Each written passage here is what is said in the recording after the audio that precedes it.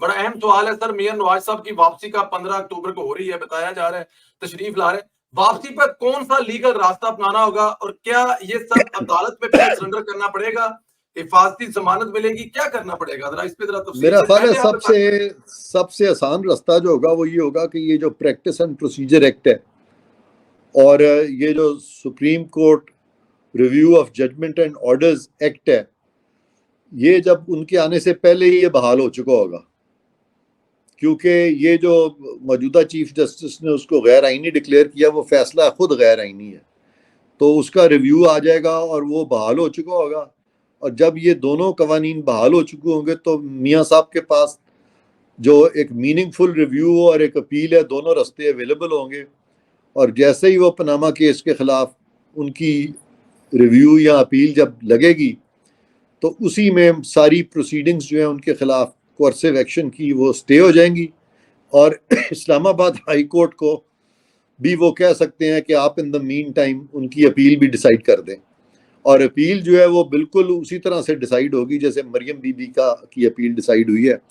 اور مریم be be کے case میں اسلام آباد ہائی کورٹ ہولڈ کر چکا ہے کہ ان کے خلاف کوئی شہادت نہیں تھی اور وہ کیس آف نو ایویڈنس تھا، تو میاں صاحب پہ بھی جو الزام ہے وہ یہ ہے کہ انہوں نے بطور ہولڈر آف پبلک آفس یہ تمام اثاثے ایکوائر کیے ہیں، جبکہ یہ اثاثہ جات جو ہیں ان سے میاں صاحب کا کوئی تعلق نہیں بنتا، یہ میاں شریف کی پراپرٹیز تھیں، اور میاں شریف جو ہیں وہ میاں نواز شریف کے سیاست میں آنے سے پہلے ہی بہت امیر آدمی تھے اور ان کے پاس یہ مینز تھیں، تو ان کے قبر کا ٹرائل اب نہیں ہو سکتا، اور اس لیے ان کی جتنی فیملی ہے جو انہوں نے انہیرٹ کیا ہے اس میں میاں نواز شریف بھی ایک ہے، لیکن میاں نواز شریف نے اپنا تعلق جو ہے اتفاق گروپ سے یا اتفاق کی جو تنصیبات ہیں یا ان کی جو فیکٹریز ہیں اپنے آپ کو قطع تعلق کر لیا تھا بہت پہلے، جبکہ وہ پنجاب کے فائنانس منسٹر بنے تھے، تو میاں نواز شریف کا بغیر ایویڈنس کے ان کی ایک کنوکشن کر دی گئی ہے، جیسے اسلام آباد ہائی کورٹ میں وہ ہیئرنگ شروع ہوگی تو وہ ایز اے فری پرسن اسلام آباد ہائی کورٹ میں میرا خیال ہے کہ جائیں گے، اور بعد وہ ایکویٹل بھی ان کا جلدی ہو جائے گا کیونکہ اس کیس میں ہے ہی کچھ نہیں، اور پھر اس کیس میں جو پولیٹیکل انجینئرنگ کے اسپیکٹس ہیں وہ سامنے آ چکے ہیں، اور اس کیس میں بہت سارے کنکرنٹ وائلیشنز آف لا ہیں، جس میں کہ نیب کو چیئرمین نیب کو ڈائریکشنز ہے کہ وہ ریفرنس فائل کریں، چیئرمین نیب کے خلاف ریفرنسز فائل نہیں ہو سکتے، پھر انہوں نے کہا کہ سپریم کورٹ کے پاناما بینچ نے کہا کہ 3 ریفرنسز فائل کر دیے جائیں، جبکہ آئین میں لکھا ہے کہ no one can be prosecuted or punished more than once for the same offense، یہاں پہ 3 پروسیکیوشنز ان کی ہو گئیں، اور اس طرح کے بہت سے سکم اس کیس میں موجود ہیں، مثلا سپریم کورٹ نے وہاں پہ انویسٹیگیشن کو سپروائز کیا، انہوں نے وہاں پہ پروسیکیوشن کو سپروائز کیا، انہوں نے وہاں پہ ایڈجوڈیکیشن کو سپروائز کرنے کی کوشش کی، تو یہ سب چیزیں بھی خلاف قانون ہوئی تھیں، اور اس کے ساتھ جو ایویڈنس آ چکا ہے پولیٹیکل انجینئرنگ کا، تو وہ پناما کیس جو ہے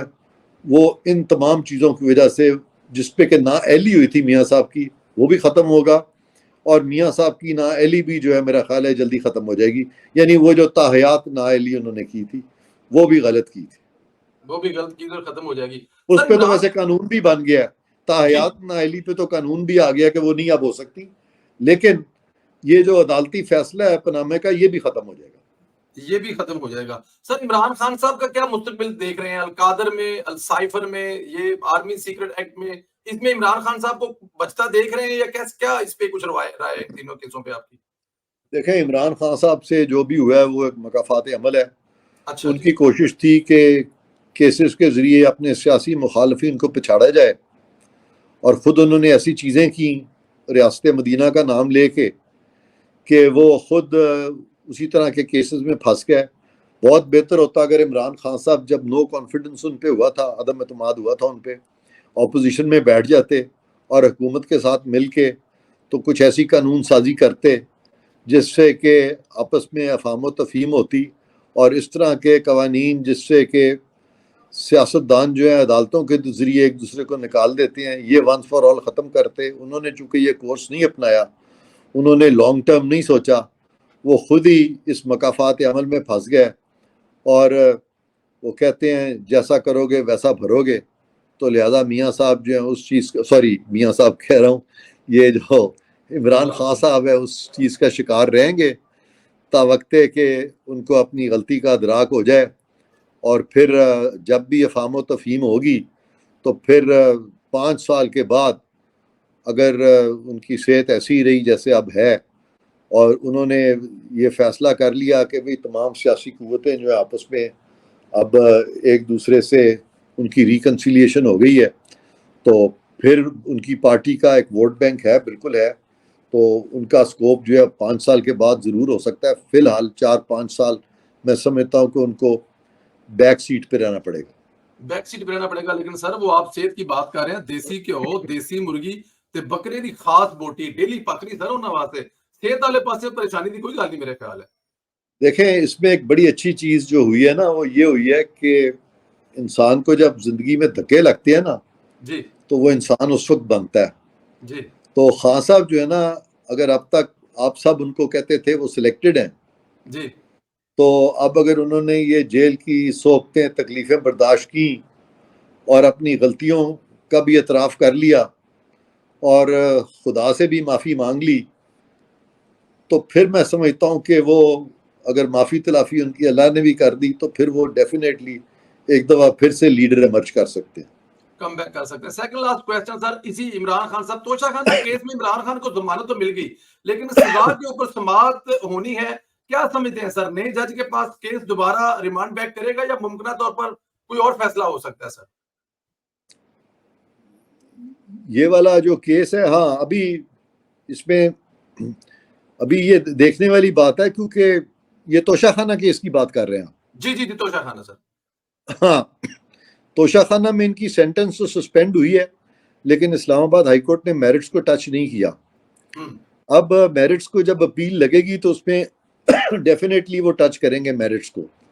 اور اس میں ان کی سزا ہونا کا چانس اس لیے زیادہ ہے کہ میاں نواز شریف کو تو اس بات پہ سزا دے دی گئی تھی کہ انہوں نے بیٹے سے تنخواہ نہیں لی، جی اور پناما سے معاملہ چلا گیا اقامہ پہ، جو کہ پلیڈنگز میں کیس کے تھا ہی نہیں، اس کا ذکر ہی کہیں نہیں تھا۔ تو جہانگیر ترین کو کہہ دیا گیا کہ انہوں نے ایک ہائپر ٹیکنیکلٹی پہ بیس کرتے ہوئے، حالانکہ انہوں نے وہ سارے سورسز بتائے تھے جس سے کہ ان کا ہائیڈ ہاؤس خریدا گیا تھا، لیکن انہوں نے چونکہ وہ ایک ٹرسٹ تھی اور ٹرسٹ کو سپریم کورٹ نے یہاں کی نہیں مانا، اور ہائپر ٹیکنیکل ریزنگ میں کہہ دیا کہ انہوں نے اپنے اثاثہ جات جو ہیں وہ چھپائے ہیں، تو وہ والے اگر ٹیسٹ جو ہیں وہ رہیں گے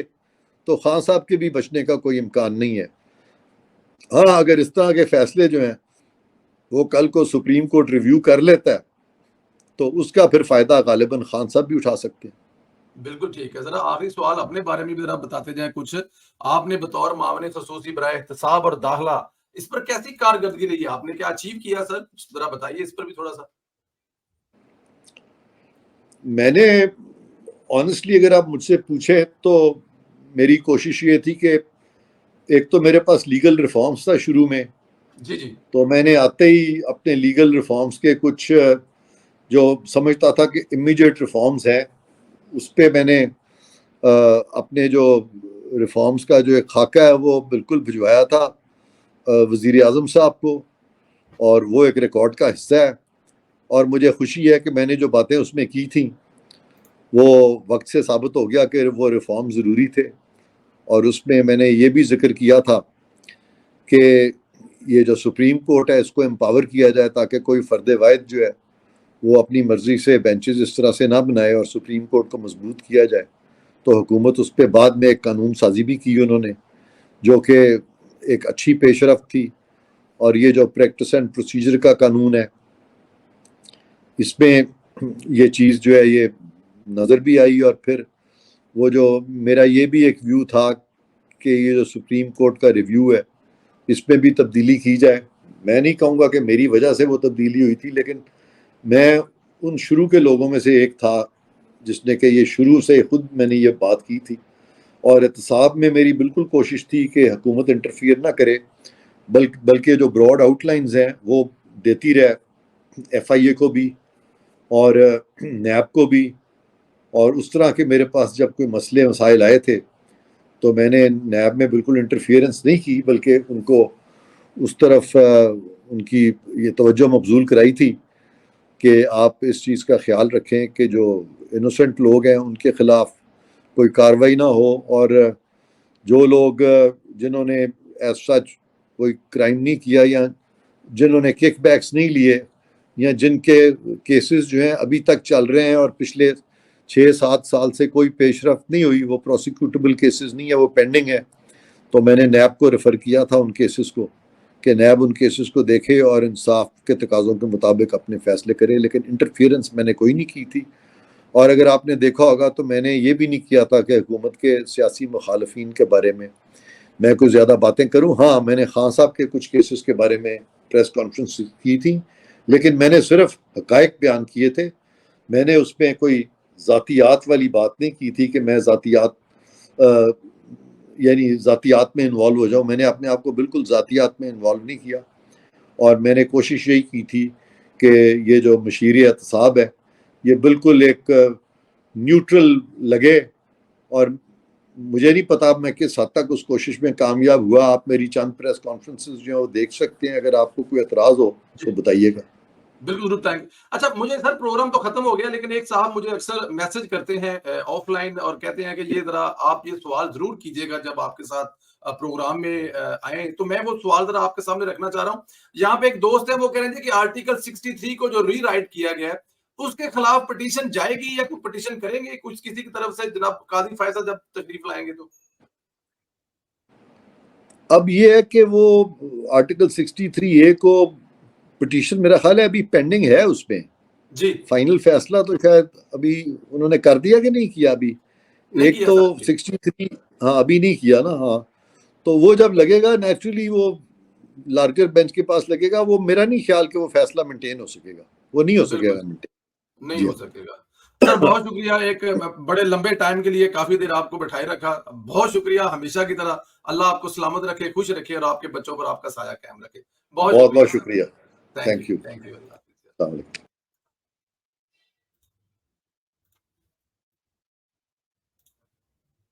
یہ اس فیصلے پہ کہ اس فیصلے میں جو سب سے افسوسناک بات ہے وہ یہ ہے کہ ایک تو ساری ریزننگ غلط دی گئی ہے, ججز کوڈ آف کنڈکٹ کو وائلیٹ کیا گیا ہے, باوجود اس کے کہ وہاں لکھا ہوا ہے کہ آپ اپنے رشتہ داروں کے قریبی عزیز و اقارب کے کیسز نہیں سنیں گے بلکہ سختی سے ڈکلائن کریں گے. اس شک کے ہوتے ہوئے انہوں نے ریکوزل اپلیکیشن جو ہے وہ مسترد کی ہے, اور بڑی لمبی لمبی باتیں لکھی ہیں, اور بڑا فلسفہ انہوں نے اپنی طرف سے وہ اس میں بتانے کی کوشش کی ہے, جس فلسفے کا نہ کوئی منطقی اعتبار سے وہ صحیح ہے, نہ وہ مورلی صحیح ہے, نہ وہ لیگلی صحیح ہے. تو میرا مطلب ہے کہ آپ ساری جو لیگل فریٹرنیٹی ہے, جس طریقے سے تذیقہ میں اس طریقے سے اٹرنی جنرل کی وہ جو ریکویسٹ ہے اس کے بارے میں جو باتیں کی گئی ہیں, بھئی اٹرنی جنرل اگر وہ کہہ رہے ہیں کہ آپ کو نہیں سننا چاہیے یا اس میں کچھ ایسی چیزیں ہیں جو کہ آپ سے ریلیٹڈ ہیں, جیسے کہ جسٹس منصور علی شاہ جب کیس سن رہے تھے تو اس میں ایک جج جواد خواجہ